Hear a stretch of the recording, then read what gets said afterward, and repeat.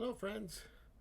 So, we're trying something new here. I haven't done this before, and we've got a new channel because I just want to be able to talk about whatever comes up. There are lots of things that I want to talk about, like movies or music, things like that. Dana might do some stuff on this as well. Um, yeah, so I didn't want to put it on the Magic channel, so I'm just putting it here. The first thing I wanted to talk about is the top 20 tunes by the Joy Division. It's a band I really love. I've always really loved, and they've got a lot of music. They there's about 80 different tunes approximately that have been put on tape, either through bootlegs or officially released by the Joy Division. And I wanted to do originally I was just going to do a top 10. So I went through and picked all the tunes I really liked, and there was 15. So I was like, oh, well, maybe I'll just do a top 15. And then I realized that if somebody was new to the Joy Division and they wanted to put together a comp, a disc with 20 tunes on it, I didn't have She's Lost Control or Love Will Tear Us Apart on the list. So I thought, okay, why don't I push it out to 20? Let's get those two tunes on the list. Um, so it turned into the top 20 songs by the Joy Division, because if you're new to the Joy Division and you want to learn about them, you probably need Love Will Tear Us Apart and She's Lost Control. Those are two decent tunes. They're just not my favorite. But this is a top 20 list, so here we go. Let's start from the bottom here. I put Love Will Tear Us Apart down at the bottom. It's basically their hit, I guess. I know that it charted in England, especially. I don't know that it charted in America, but it's the song that people know by the Joy Division. I'm going to play a tiny bit of it for you. I can't play too much because I don't want it to. I don't want this video to get thrown off because of me people thinking that I'm pretending that I wrote this song or something strange. I have nothing to do with the Joy Division, right? I don't own the rights to any of this. This is just my opinion, my favorite songs. So yeah, a little bit of Love Will Tear Us Apart. Not that, sorry. So I have a ton of bootlegs and official releases, um, and a lot of the live stuff is a little bit iffy the way it was recorded. Okay, I think Joy Division Live would have been incredible, but um, here we go. Let's see what we've got here. Let's try. No, that'll be that. I want to find the official recording. Here we go. So, this is Love Will Tear Us Apart. You've probably heard it before, to be honest with you. Um, Certainly not their best, but a decent tune. Yeah, so that's Love Will Tear Us Apart. I'll put that at 20. Number 19, I went with She's Lost Control. Like I said, these are the two tunes that I wanted to get on here. So, if we go to, let's try that 1979, 07, 11. Let's see what that gets us.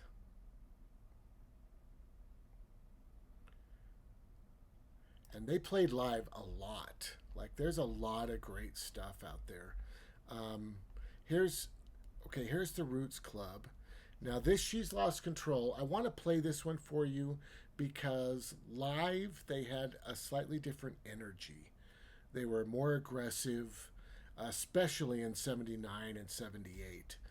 Um, so I want to play part of this for you. I'm going to jump ahead to about,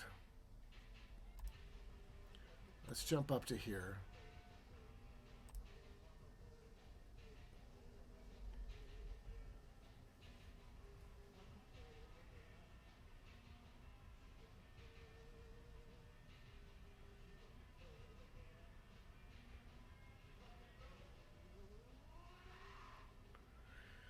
It's a lot more aggressive. I, for me, that type of energy really kind of sums up the Joy Division. I feel like the band felt that way as well, and we'll get into that in just a little bit once we get into more Unknown Pleasure stuff. Um, but yeah, She's Lost Control. I'll try to get you some of what they put on Unknown Pleasures for She's Lost Control. Yeah, let's get around here. Let's see. Here we go. So this is kind of, it's a lot more produced, it's a lot more controlled, and it's not bad, right? I wouldn't say that this is terrible or anything like that, but it's kind of a shame that it's not as aggressive as it could have been. But that's She's Lost Control. It's a good tune. Um, all right, Passover. This comes from Closer. Let's jump down to this. Let's see. This is track 18 for me, the 18th best Joy Division tune. But I got to find Closer again.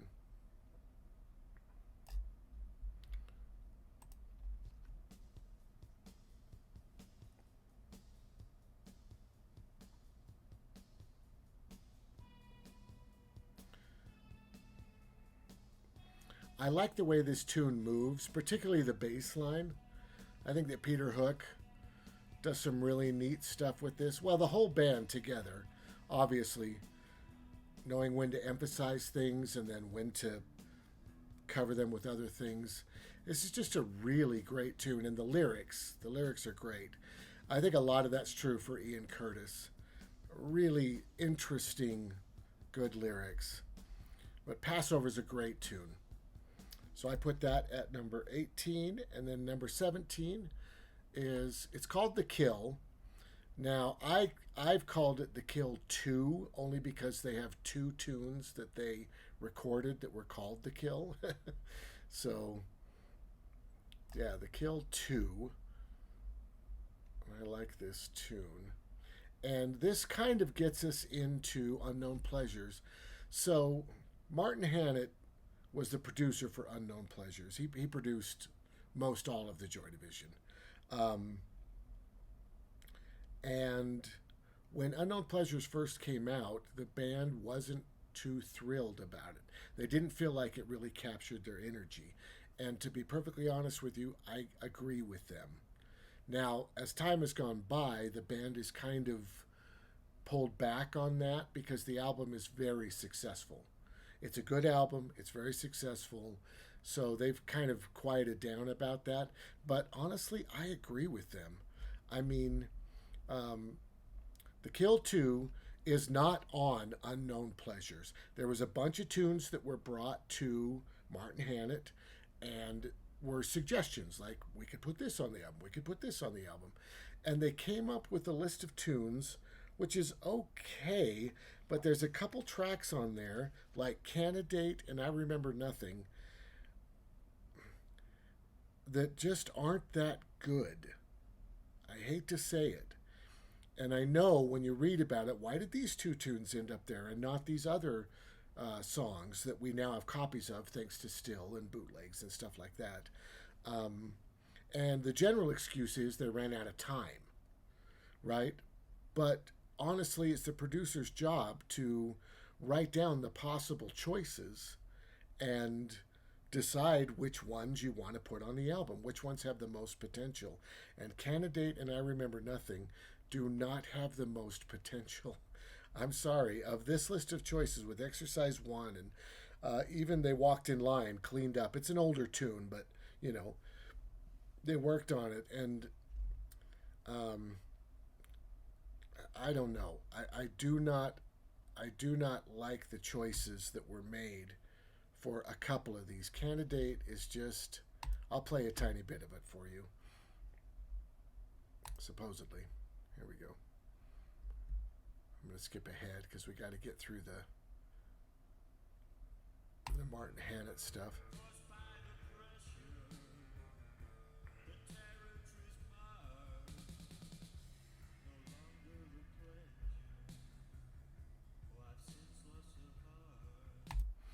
and the lyrics are fine. You know, the words, they're great, and I wouldn't say this song should never have been recorded, but honestly, this is a B-side at best. And then when you get to this one, and I know you want to end an album on a certain feeling, you need a certain type of mood for the last track, you know, but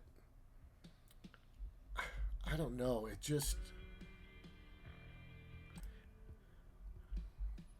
they just don't go anywhere, you know. They're B sides. These two tunes are B sides, and I don't know if they should have been put in this place instead of these other tunes that were brought to the table and not used. But I'm getting ahead of myself here. Well, not really. So here's the Kill Two. This to me is a decent tune. This is number 17 out of 20 for me.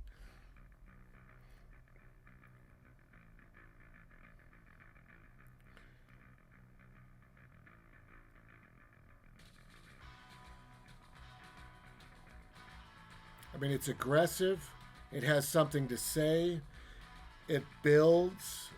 I mean, it's a song, right?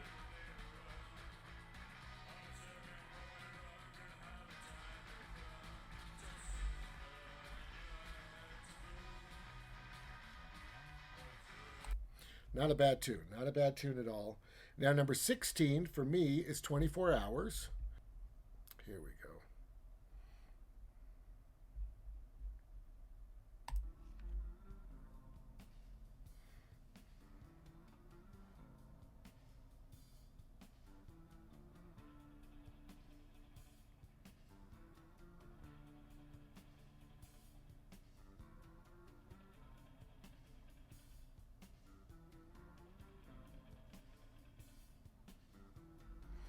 I like the way this.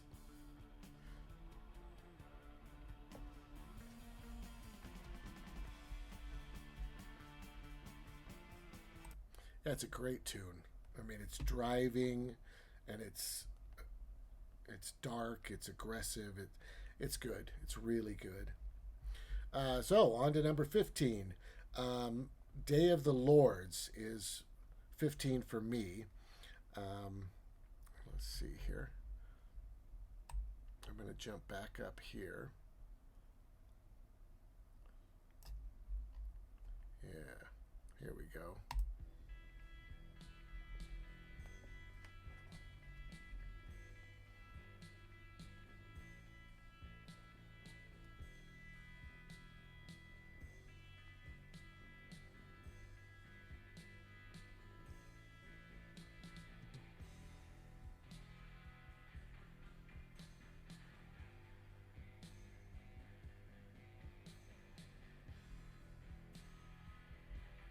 Just really great.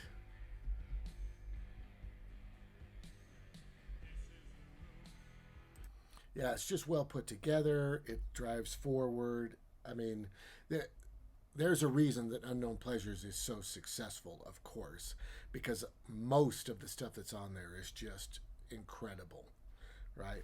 There's just a couple choices. Personally, I believe by Martin Hannett that I'm just like, what? Okay, next up for me is Interzone, track 14. 14.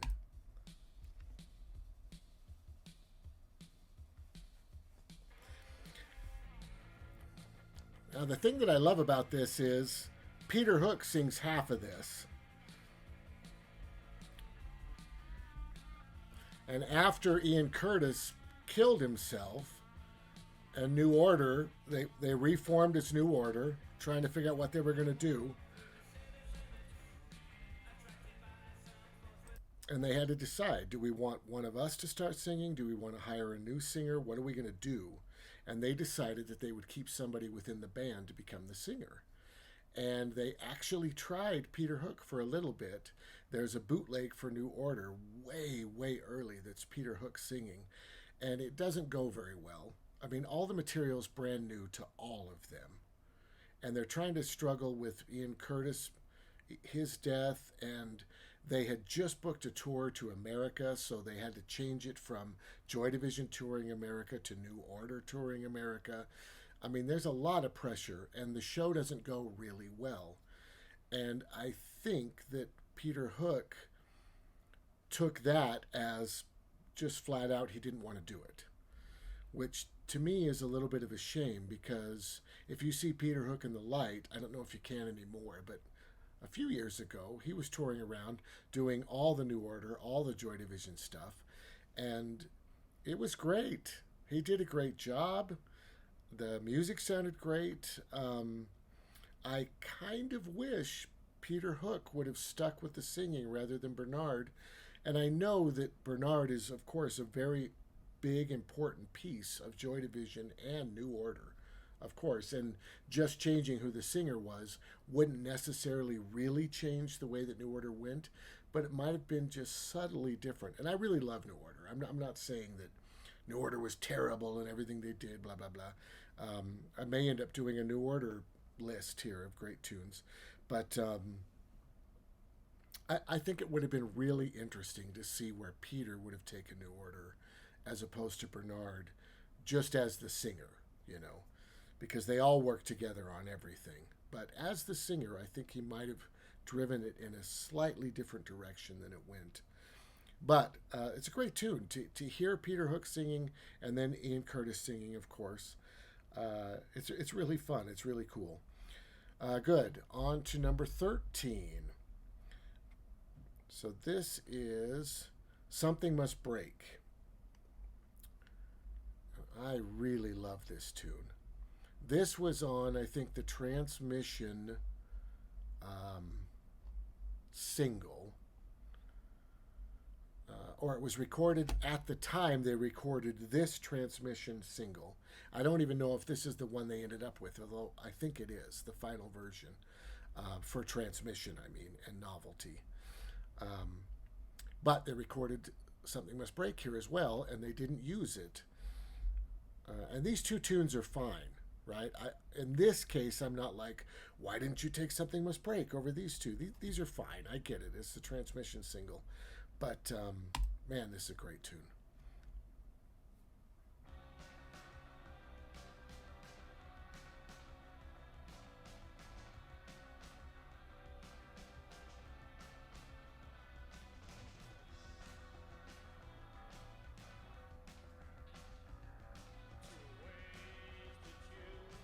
I mean, it's awesome, and what they did, these tunes that they recorded but didn't finish, they just scrapped them, I guess. Like they never went back, which doesn't make any sense to me. And then afterwards, after Ian Curtis had passed away and New Order was going a little bit stronger, they went back in and they cleaned stuff up for Still. They just picked up the scraps and they released this album Still. I don't know, and Still's amazing. Still is far better than it ever should have been. If you're walking around picking up scraps to throw out because the band is done, it has no business being as good as Still was. They missed some opportunities, and they did take advantage with Still, so that's good. But it's a really great album. And if you pick up, it's the same thing they did for Closer. If you pick up the 2-disc sets, then it's also got not only the usual live show that is the end of Still, but there's another live show. Although I do have to warn you, the album has, I think, 24 hours, and the disc, it has 24 hours in the live show, and the disc they edited 24 hours out because they couldn't fit it. So if you want the whole show that's normally at the end of Still, you got to get the album version to get the whole show. If you get the CD version, you're missing a track. But you'd want the CD version so you can get that second live show that they tacked on the end of the end. So it's kind of confusing. But Something Must Break, great tune. Definitely a good one. That's number 13. On to number 12, this is These Days. So These Days, I think, was the B-side to Love Will Tear Us Apart. They have so many bootlegs. It's crazy. And they can't release them all because some of them are just, the recordings are so poor. I mean, they're just terrible. to try to listen to. I love to have them, just to know what tunes they played and when it came out and what they were experimenting with. But man, some of them are really hard to listen to.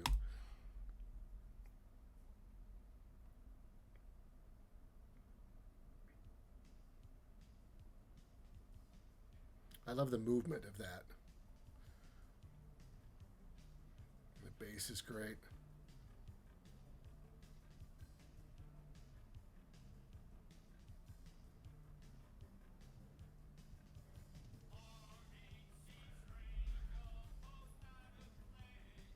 Yeah, it's just a good tune. I mean, it moves great. It's a good, and they consider this a B side, you know. And I don't know, I don't know. It's a good tune. Um, yeah. All right. Good. So moving on to number 11. This is New Dawn Fades. This is from Unknown Pleasures. So going back up there. Another great tune off of Unknown Pleasures. Let's see, am I there? Here we go. Okay, here we go.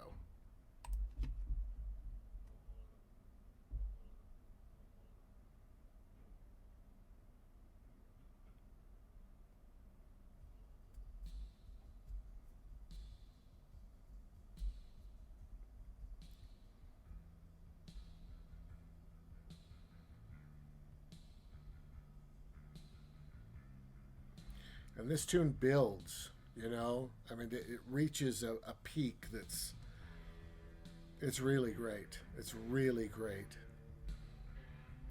Because of course you want to think about the structure of a song. You know, you don't just want to do the same thing over and over and over again. You want to take people on a journey, of course. All right, next up is Dead Souls. And this came out on Sorted Sentimental. This was like a single that they released, but it was for a magazine, I think. So it didn't get a lot of coverage. It was just sort of this one little off thing.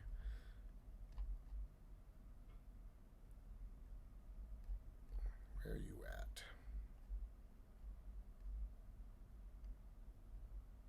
Here we go. All right, so Dead Souls.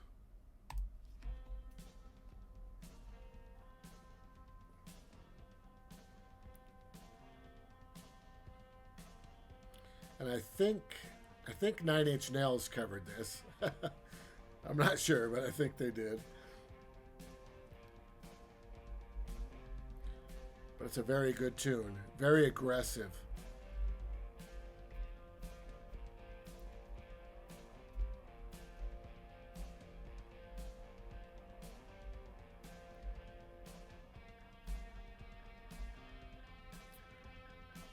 I just want to get to the part where it sort of transitions a little bit.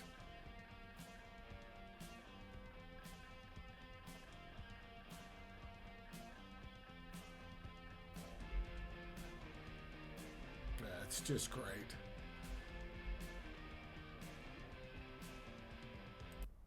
Yeah, really, really good stuff.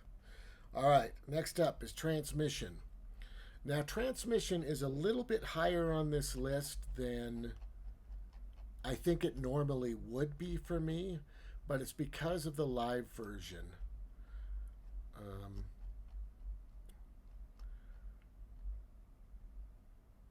yeah, they tacked this live show on the end of the Unknown Pleasures little 2 disc set, so you'll want to get this live show is incredible. It's really good, and this version of Transmission, it's just. I'm going to try to skip to the end once it gets going because it just goes and goes and goes, and the audience is so into it.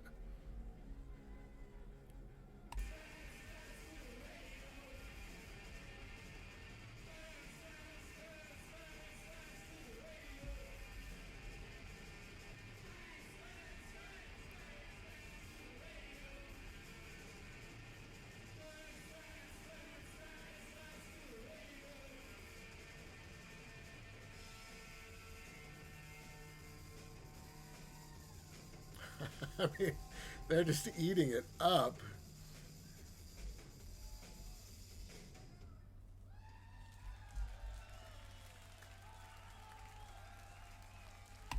And that's what they kind of wanted to capture for Unknown Pleasures, you know, and that would be difficult to do. I think a live energy is probably always better than the actual album, you know, but yeah, yeah, yeah, it's great. It's just amazing. So for me, that's the ninth best tune, but it's got to be this live version for Transmission. And number 8 is Atmosphere. So we're going back to Sordid Sentimental. Um, actually don't know what that word is. I think we just call it Sordid Sentimental. I think it's probably in a different language. And that's the crazy thing about this is Atmosphere is probably, well, it's among their most famous tunes, of course. Um, and it's a little bit different for them, right? They're going in a different direction for this. Honestly, it sounds a little bit more like New Order than it does Joy Division. Um, and it was just released on this little foreign press magazine giveaway thing, and it just got huge for them, which is great. It's a very good tune.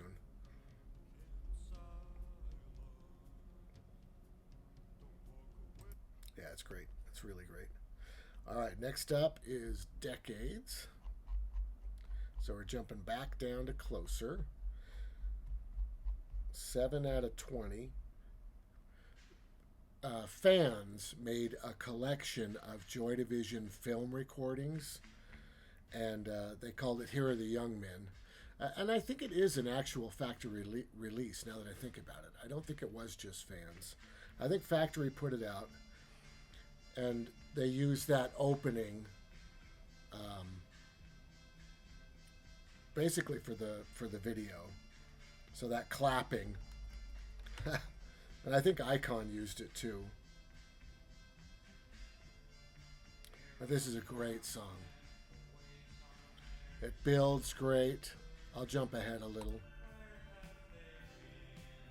That keyboard moving. I mean, it's just really well put together. It's a great tune. Great tune. Good. So we're almost to the top 5, but this is number 6. This is Ceremony. Now, Ceremony was never truly recorded in the studio. There are some rehearsals that have been released that had Ceremony recorded on it, and then the B-side as well.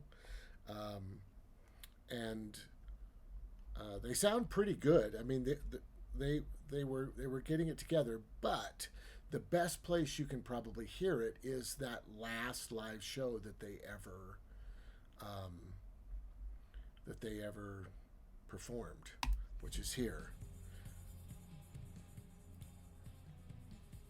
Such a great tune.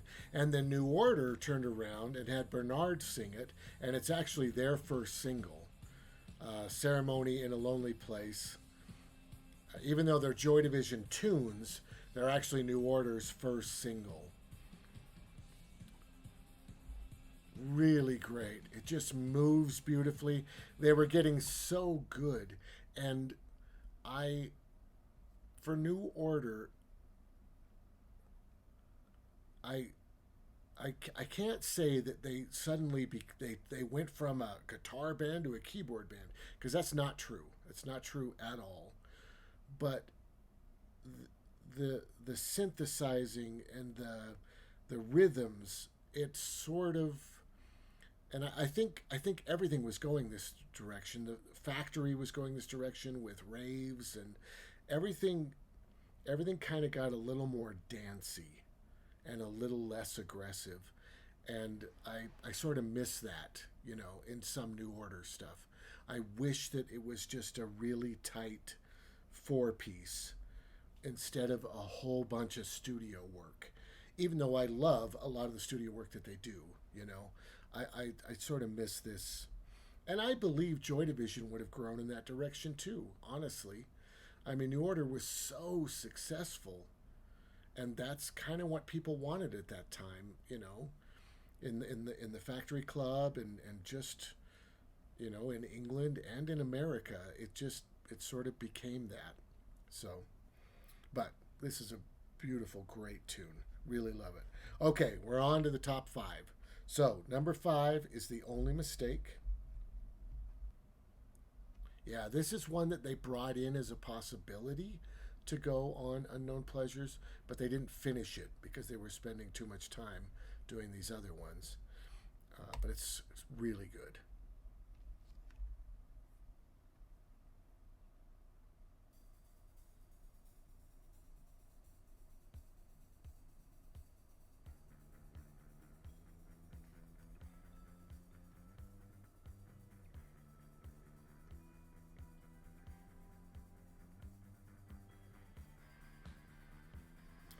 It sounds great.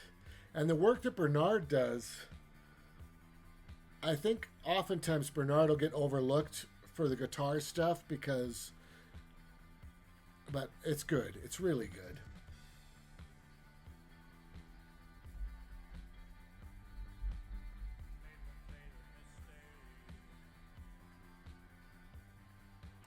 Yeah, it's just an excellent tune. The Only Mistake. Really good. Next up is Insight.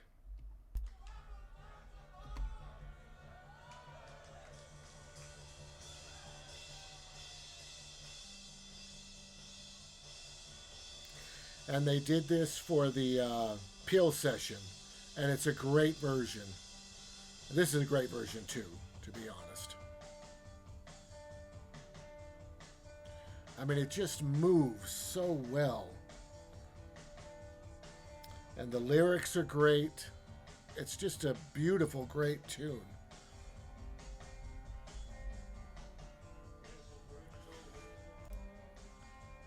But then as they build into the chorus, I guess,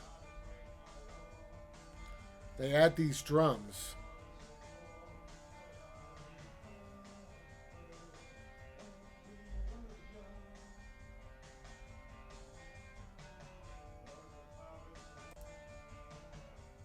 Jumping ahead a little.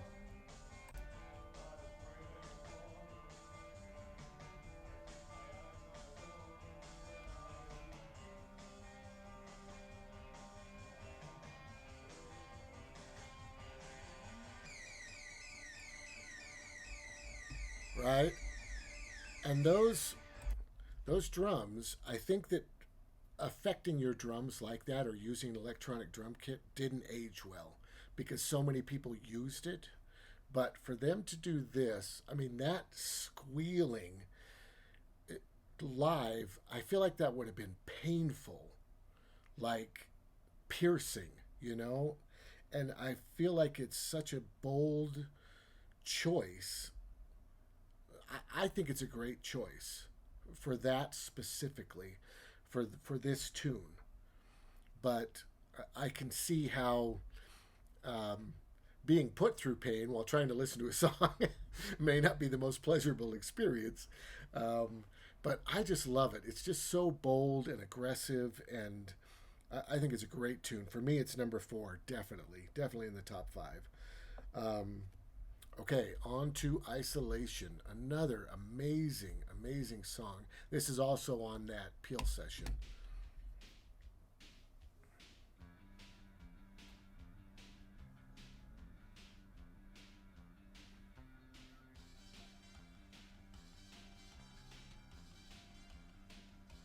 It's just so great the way it just drives along.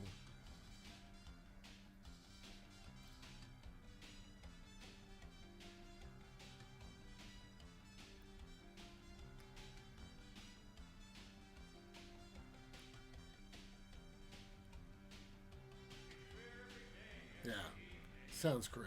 Sounds great. And the Peel session sounds great. I mean, it's beautifully put together. Um, and I guess this is a good time to talk about Closer. Closer's in kind of the same position that Unknown Pleasures was, although not nearly as um, egregious, I think. And I don't think as many things were brought to Unknown Pleasures. we're brought to closer as we're brought to unknown pleasures. Um, but there's so many other things that they could have chosen. I mean, things that they didn't bring to unknown pleasures they could have put on closer, and all the stuff that they just scrapped that was on still. I mean, all that. Yeah. But for me, Atrocity Exhibition is not my favorite tune. I know that Ian Curtis was really proud of it, and it's, I don't know, it's just kind of gross. And I know it's supposed to be gross, but I'm not sure. It's not my favorite tune by any stretch. And then they've also got the Eternal and Heart and Soul.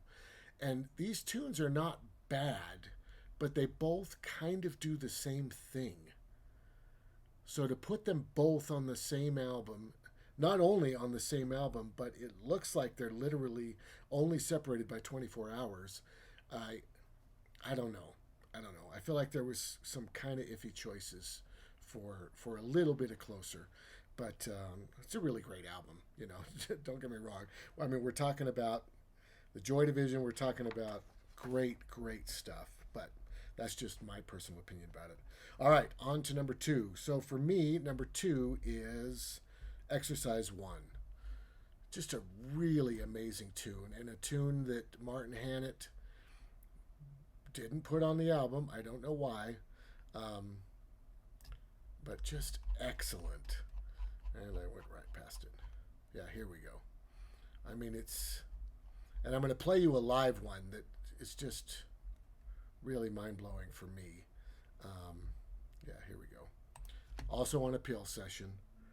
Just an excellent song. I'm going to skip ahead a little.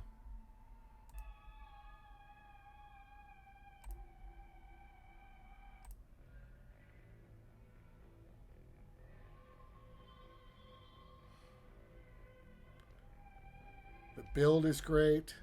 It's aggressive. It's short. It's sweet. It's an excellent tune.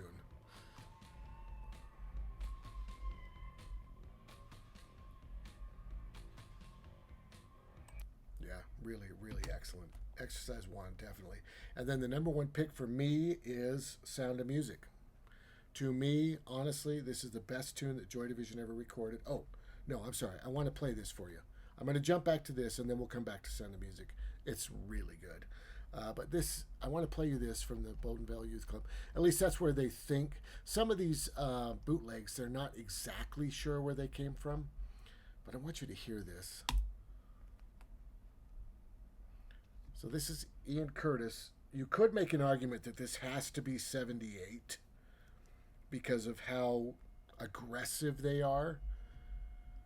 But this, it's almost too much, to be honest with you.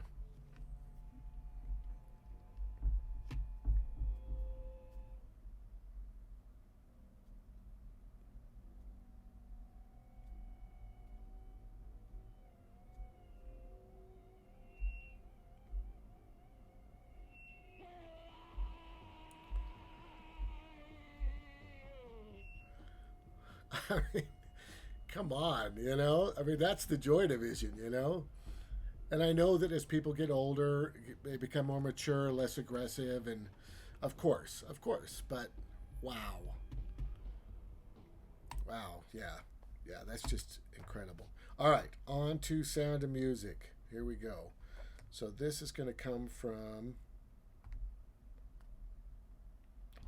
let's see, 7911-2. Yeah, here's a live version that I wanted to play for you, just a little bit of it.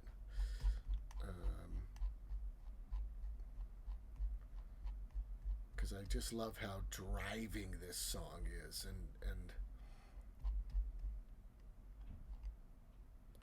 imagine what it would have been like to hear it live. Where are you at?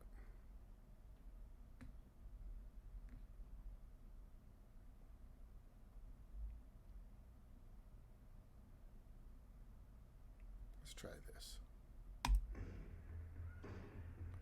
Yeah.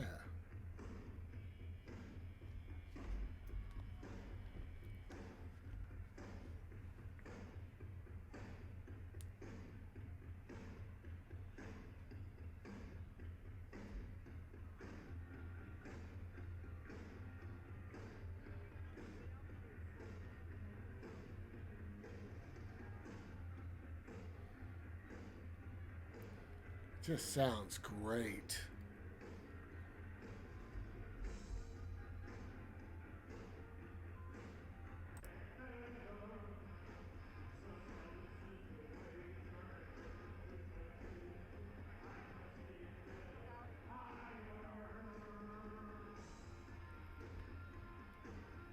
Yeah, it's a great tune.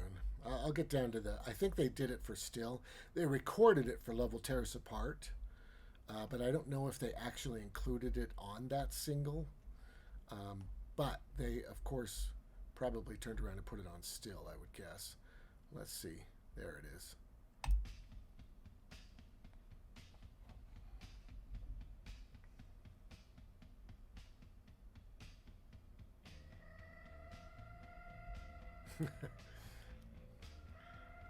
They brought that shrill sound back from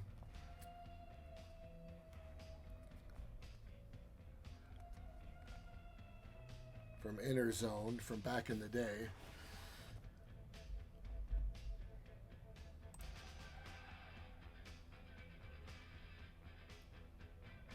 Bernard sounding great.